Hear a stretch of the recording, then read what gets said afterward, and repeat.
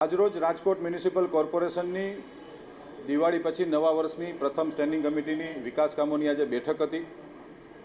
કુલ 53 દરખાસ્તો હતી। આ 53 દરખાસ્તો ભારતીય જનતા પાર્ટીના 66 કોર્પોરેટરની સંકલન સમિતિમાં બેઠકની અંદર રાજકોટના 18 વોર્ડના વિકાસ કામોની આજે મંજૂરીની બહાલી આપવામાં આવી છે। એક દરખાસ્ત એવી હતી માનનીય કમિશનરશ્રી દ્વારા, જે હોકર્સ ઝોન છે, છેલ્લા 10 વર્ષથી હોકર્સ ઝોનમાં જરૂરિયાતમંદ અને ગરીબ પરિવારો જે પોતાનું ગુજરાન ચલાવવા માટે રેકડી રાખીને બિઝનેસ કરે છે, તેને 500 રૂપિયાથી લઈને 1500 રૂપિયાનો વધારાનો એક દરખાસ્ત હતી કે 500ની બદલે 1500 રાખવા અને સફાઈ કર એ 500 રાખવા। એટલે જે 2000 રૂપિયા દર મહિને હોકર્સ ઝોનના નાના વેપારીઓની જે એક દરખાસ્ત હતી, એમાં ભારતીય જનતા પાર્ટીના સૌ કોર્પોરેટરોનો એકમત હતો કે 1500ની બદલે જૂના 500 એમનેમ રાખવા અને 500 રૂપિયાનો સફાઈ કર વધુ એડ કરવો, જેથી કરીને રાજકોટમાં હોકર્સ ઝોનની અંદર આપણે ક્યાંક ને ક્યાંક જોઈએ છીએ કે ભાઈ સફાઈની ઉણપ આવે છે।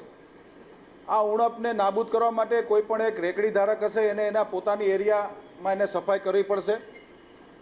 એટલે 500 રૂપિયા જૂનો દર યથાવત રાખ્યો છે અને 500 રૂપિયા સફાઈ કર એડ કરવામાં આવ્યો છે। એ એક દરખાસ્તમાં ફેરફાર છે। કુલ આજની રાજકોટ શહેરની રાજકોટ મ્યુનિસિપલ કોર્પોરેશનની સ્ટેન્ડિંગ કમિટીમાં 97 કરોડ 7 લાખ જેવી માતબર રકમના 18 વોર્ડમાં વિકાસ કામોને આજે સ્ટેન્ડિંગ કમિટીએ મંજૂરી આપવામાં આવી છે। સૌથી અગત્યની દરખાસ્ત એક આજે રાજકોટ મ્યુનિસિપલ કોર્પોરેશનની સ્ટેન્ડિંગ કમિટીમાં એક મંજૂર કરવામાં આવી।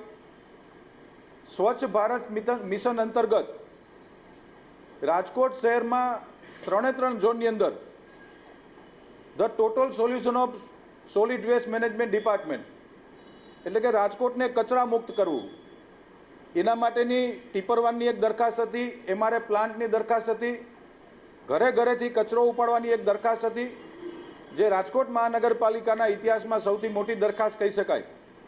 સ્વચ્છ રાજકોટ, ક્લીન રાજકોટ, ગ્રીન રાજકોટના સૂત્રને ભારતીય જનતા પાર્ટીના શાસકોએ જે શરૂ કર્યું છે એની નેમ સંદર્ભે આ એક દરખાસ્ત હતી, એ પણ સર્વે કોર્પોરેટરશ્રીઓએ મંજૂર રાખી છે।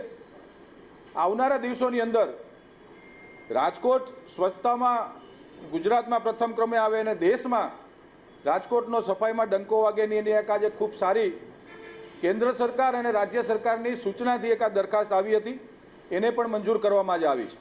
ભાવનગર મ્યુનિસિપલ કોર્પોરેશનમાં કામ પૂર્ણ થઈ ગયું છે। વડોદરા, રાજકોટ, જામનગર, જૂનાગઢ આજે રાજકોટ મહાનગરપાલિકાએ આ દરખાસ્તને મંજૂર કરી છે, ટેન્ડરને મંજૂર કર્યું છે।